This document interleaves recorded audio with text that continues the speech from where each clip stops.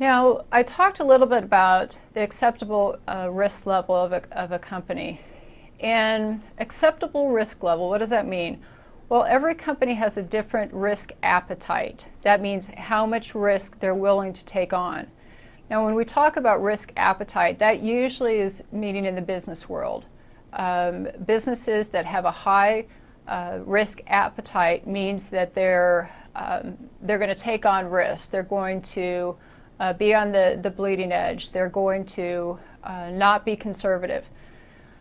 In security, we usually don't use the risk appetite as much as an acceptable risk level. And that's where how we know what is enough security, because an acceptable risk level has to be set.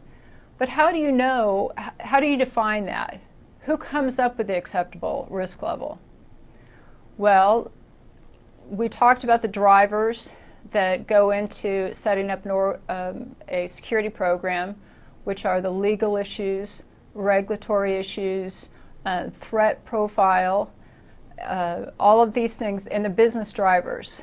So those things are going to help determine the type of risk that a company can take on, and management actually has to set it.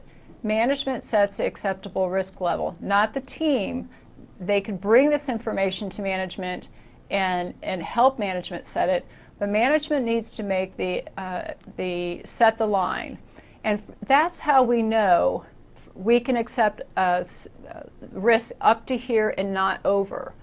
And this is where we get what's enough security.